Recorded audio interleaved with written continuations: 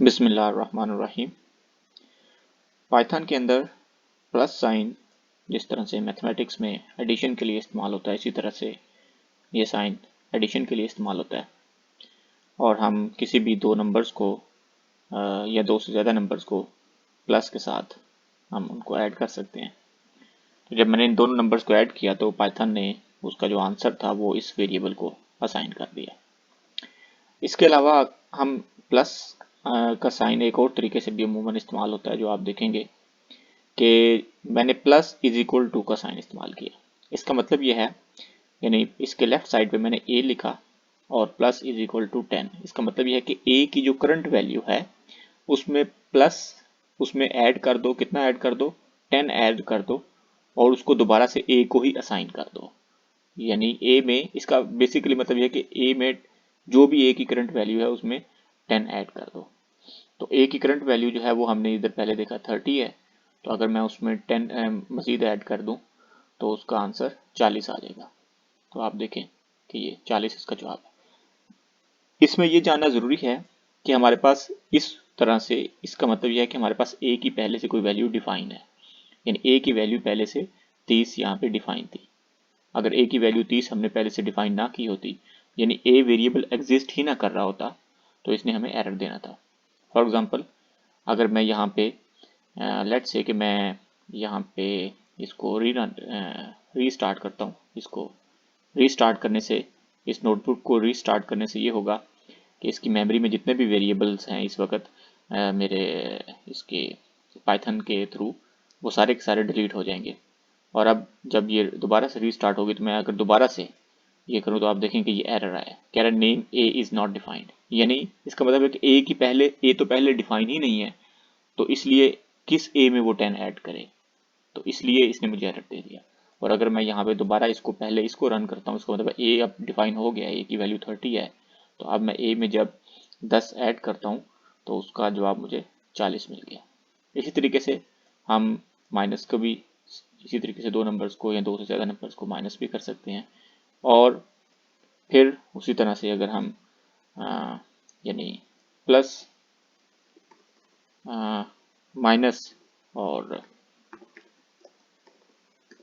Minus is equal to का अगर मैं, यानी इसका मतलब यह है कि ए की जो करंट वैल्यू है उसमें से ए माइनस कर दो फॉर एग्जांपल, या लेट से मैं कहता हूँ ए की करंट वैल्यू में से 5 माइनस कर दो, तो इसका मुझे आंसर क्या आएगा, इसका मुझे आंसर 5, यानी ए की करंट वैल्यू जो है वो 10 है और उसमें से 5 माइनस कर दो तो अभी उसका जवाब 5 आ गया।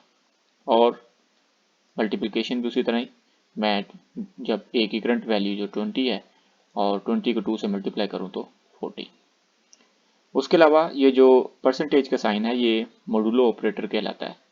और मोडुलो ऑपरेटर का मतलब ये है कि जब मैं 10 मोडुलो 5 करूँ तो इसका मतलब ये है कि 5 को अगर मैं 14 के ऊपर पूरा पूरा तकसीम करूँ तो 5 2 बार 10 और 4 की जो 4 इजाफी हैं यानी एक्स्ट्रा हैं, तो यानी इसका आंसर जो होगा वो 4 आएगा।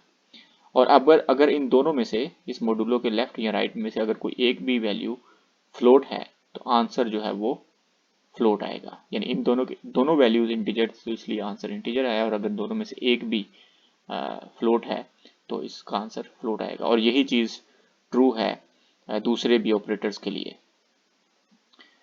और अगर इसका जो साइन है यहाँ पे, जो वैल्यू का साइन है वो डिपेंड करता है कि इसके डिवाइडर में कौन सी वैल्यू है। यानी अगर डिवाइडर में -5 होगी तो आंसर जो होगा वो माइनस में आएगा और उसमें एक यानी कम कर दिया जाएगा, बुनियादी तौर पे नेगेटिव साइड से एक बढ़ा दिया जाएगा वैल्यू, यानी sign of the result will be same as the sign of divider. लेकिन जो उसका होगा, यानी उसमें एक अगर आंसर नेगेटिव है तो एक प्लस कर दिया जाएगा, यानी एक नेगेटिव एक प्लस कर दिया, यानी एक कम कर दिया जाएगा। इसी तरह से ये जो डिवीजन के लिए ये साइन इस्तेमाल होता है। और ये जो डिवीजन है ये मुकम्मल डिवीजन है। और आप देखेंगे 20 डिवाइडेड बाई 6 जो है ये 3.3333 इस तरह से चलता जाता है। तो पाइथन ने यहाँ पे इसका ये आंसर यानी यहाँ तक इसको ट्रंकेट कर दिया है। और लेकिन अगर मैं चाहूँ कि ये इस तरह से आंसर ना दे और ये एक ट्रंकेटेड किस्म का आंसर दे तो इसको मैं ये जो डबल डिवीजन का साइन है, मैं वो इस्तेमाल कर सकता हूँ। तो डबल जो डिवीजन का साइन है, अगर मैं इसको रन करूँ तो आप देखें कि इसका जो आंसर है वो अब इसने इंटीजर इसका आंसर दिया, यानी इसका मतलब यह है कि यहाँ पे इसने फ्रैक्शन के बाद जो वैल्यूज थी वो कंप्लीट उसने आंसर शो करने की ट्राई की, लेकिन यहाँ पे वो फ्रैक्शन वैल्यू को उसने शो नहीं किया। यहाँ पे फ्रैक्शन वैल्यू को इस वजह से शो नहीं किया क्योंकि ये दोनों जो ऊपर जिसको हम कर रहे हैं ऑपरेट कर रहे हैं जिन दोनों वैल्यूज को, वो दोनों इंटीजर्स हैं। लेकिन अगर दोनों में से एक जो है वो फ्लोट हो तो आंसर जो है फ्लोट आएगा, और उस वक्त जो आंसर आएगा वो भी ट्रंकेटेड आएगा, ना कि 3.333, बल्कि ट्रंकेटेड किस्म का आंसर आएगा। और अगर इसमें भी इसी तरह से अगर आंसर जो है वो नेगेटिव है तो उसमें से एक यानी कम कर दिया जाएगा, यानी 3 की बजाय अगर ये -3 होना था लेकिन इसमें अब वो एक कम कर दिया, यानी -4 हो गया। और दोनों केसेस में अगर ऊपर भी ये भी इस केस में भी आंसर जो है वो माइनस में आना था और इस केस में भी आंसर माइनस में आना था। और अगर आंसर पॉजिटिव है तो फिर वही आएगा जो उस तरह से, यानी ऊपर भी नेगेटिव है नीचे भी नेगेटिव है तो आंसर जो है वो पॉजिटिव आएगा। और एक्सपोनेंशियल के लिए यानी पावर, किसी चीज़ की पावर मालूम करने के लिए हम ये डबल मल्टीप्लिकेशन का साइन है, यानी 2 की पावर 3, तो इसका आंसर 8 आएगा। उसी तरह से उसके बाद पाइथन में ये जो डबल इक्वल टू का साइन है ये कंपैरिजन के लिए इस्तेमाल होता है। यानी अगर मैं देखना चाहूँ कि दो क्वांटिटीज़ आपस में क्वांटिटेटिवली दोनों इक्वल हैं तो उसके लिए मैं दो नंबर्स तो उसमें उसके लिए मैं ये डबल इक्वल टू का साइन इस्तेमाल करूँगा, यानी दो, यानी इसका मतलब है कि क्या 2 3 के बराबर है, तो जवाब आएगा फॉल्स। तो इसका जो आंसर है वो बूलियन टाइप का होगा जो हमने पिछली दफ़ा देखा, यानी अगर मैं इसको यहाँ पे करूँ a is equal to 2 is equal to 3, तो इसको जो a की टाइप होगी वो बूलियन होगी। तो इसी तरह से हम इसको देख सकते हैं कि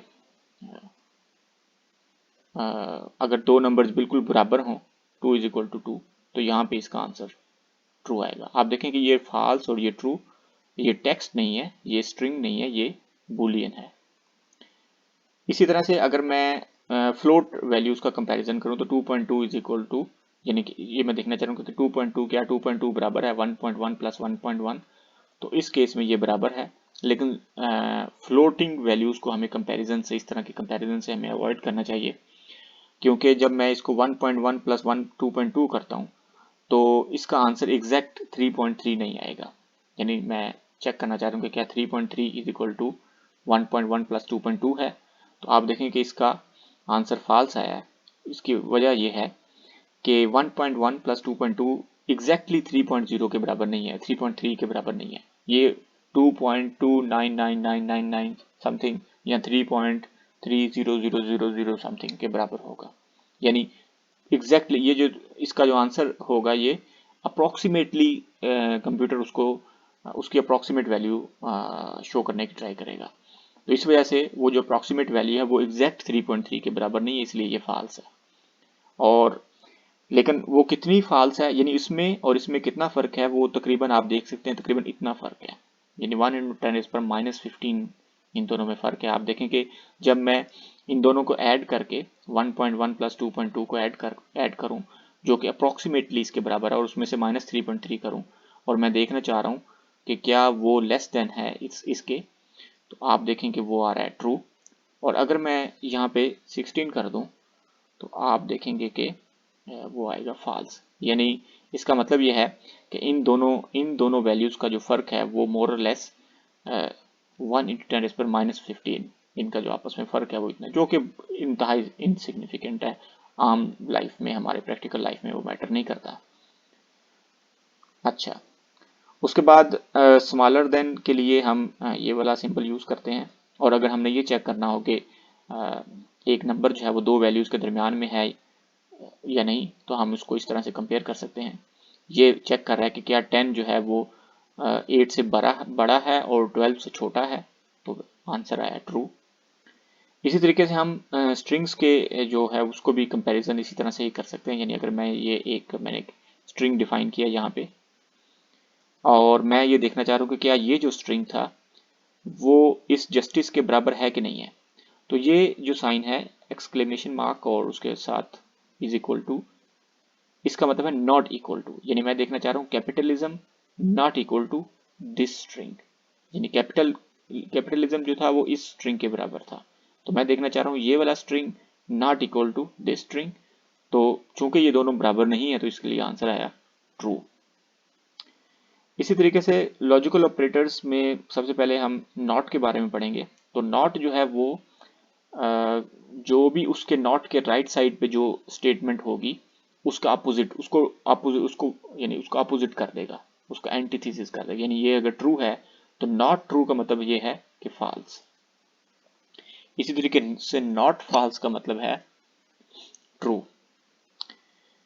इसी तरीके से अगर मैं करूं x इज इक्वल टू 5.2 और मैं यहाँ पे कर रहा हूँ x is less than equal to 10, यानी x जो 5.2 था तो x less than equal to 10, यानी ये जो स्टेटमेंट है ये ट्रू के इवैल्यूएट होके ट्रू हो जाएगी। तो नॉट ट्रू यानी फॉल्स। इसी तरीके से मैं अगर यहाँ पे करता हूँ capitalism is equal to false और communism is equal to false और justice is equal to true, तो अब मैं यहाँ पे करता हूँ कैपिटलिज्म एंड कम्युनिज्म। तो एंड जो है ये इसका मतलब ये है कि दोनों ट्रू होने चाहिए, यानी एंड के लेफ्ट साइड पे भी और राइट साइड पे भी अगर स्टेटमेंट्स इवैल्यूएट होके ट्रू आंसर दें तो तब इसका टोटल का आंसर ट्रू आएगा। तो कैपिटलिज्म फॉल्स था, कम्युनिज्म फॉल्स था, तो इसलिए इन दोनों का यानी कैपिटलिज्म एंड कम्युनिज्म जो होगा वो हमारे पास फॉल्स आएगा। और अगर मैं करूं जो और ऑपरेटर है, और ऑपरेटर का मतलब यह है कि अगर तो ये पहली स्टेटमेंट जो लेफ्ट साइड वाली है अगर ये ट्रू हो गई, अगर ये ट्रू हो गई तो सेकंड के पास वो जाएगा ही नहीं, और अगर ये फॉल्स हो गई तो फिर वो सेकंड वाले को चेक करके कि क्या ये ट्रू है कि नहीं है।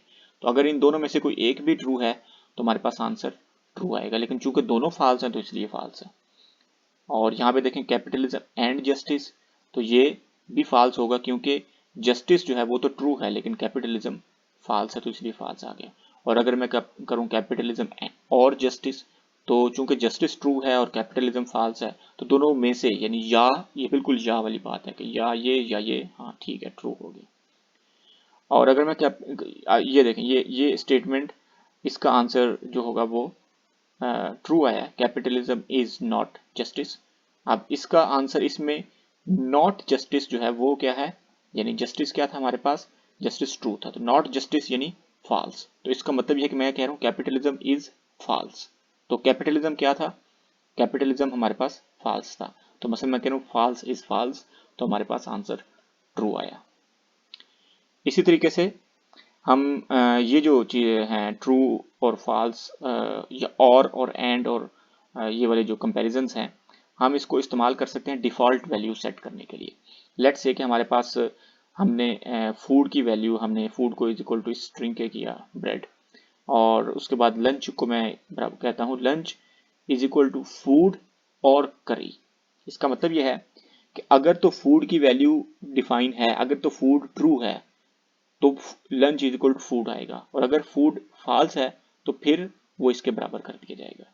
तो यानी हम डिफ़ॉल्ट वैल्यू सेट करने के लिए इसको बाज़ वक़्त इस्तेमाल करते हैं, यानी इस तरह से कि अगर हमें फूड की वैल्यू दी होगी तो वो ले ली जाएगी, अगर नहीं दी होगी तो डिफ़ॉल्ट वैल्यू जे वाली होगी, कंसिडर की जाएगी। तो आप देखें कि जब मैं इसको रन करता हूँ तो वो हमें ब्रेड देता है, और अगर मैं इसको फूड को नन कर दूँ तो food is equal to none का मतलब है food is equal to false, तो फॉल्स पहली वैल्यू फॉल्स आ गई, तो और के लेफ्ट साइड पे जब फॉल्स आ गई तो राइट साइड वाली वैल्यू को ही कंसिडर किया जाएगा। तो लंच इज इक्वल टू अब करी आ गया, यानी फूड जो थी वो फॉल्स थी तो इसलिए करी को सिलेक्ट कर लिया गया।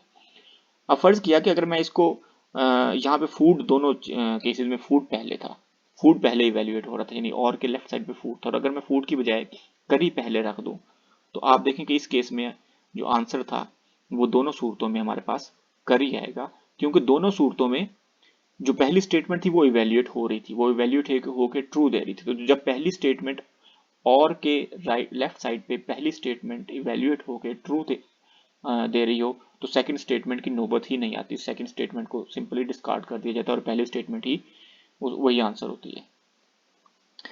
इसके बाद हम आइडेंटिटी ऑपरेटर के बारे में पढ़ेंगे। हमने पिछले लेसन में भी देखा और इससे पहले भी हमने देखा कि अगर मैं दो वेरिएबल्स डिफाइन करता हूँ, यानी a is equal to 257, b is equal to 257, और अगर मैं कहूँ a इज इक्वल टू क्या a b के बराबर है, तो जैसे हमने देखा इसका आंसर ट्रू आएगा।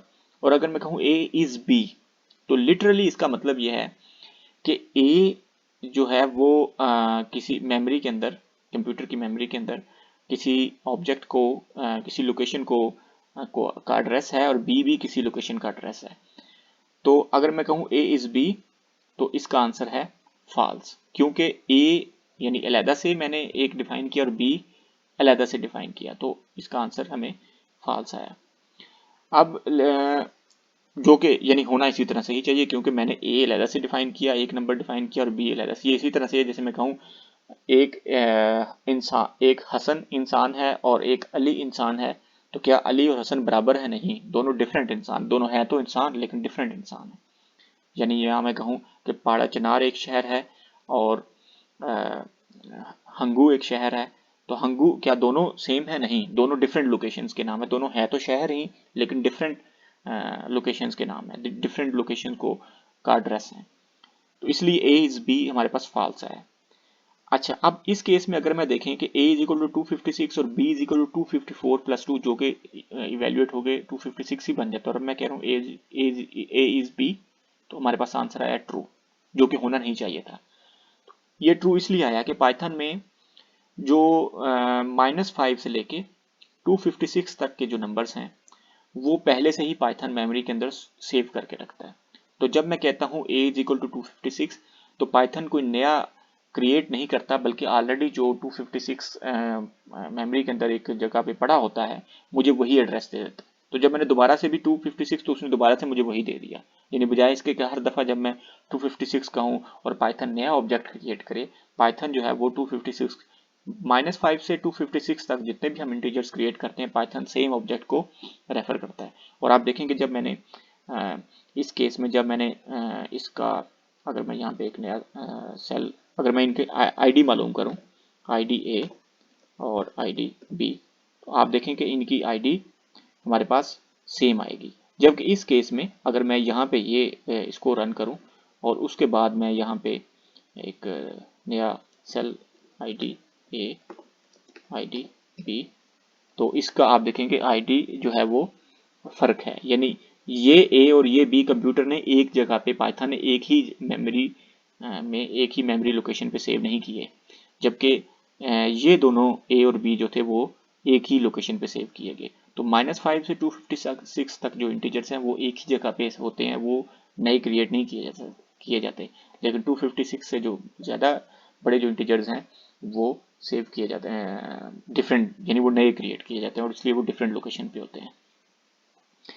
और same is true for strings, कि अगर स्ट्रिंग्स शॉर्ट होंगे, यानी यहाँ पे मैंने फ्यूडलिज्म एक स्ट्रिंग्स डिफाइन किया और कैपिटलिज्म भी सेम स्ट्रिंग है, दोनों सेम हैं, तो मैंने कहा फ्यूडलिज्म इज कैपिटलिज्म, यानी क्या ये स्ट्रिंग और ये स्ट्रिंग सेम है, तो ये ट्रू आया।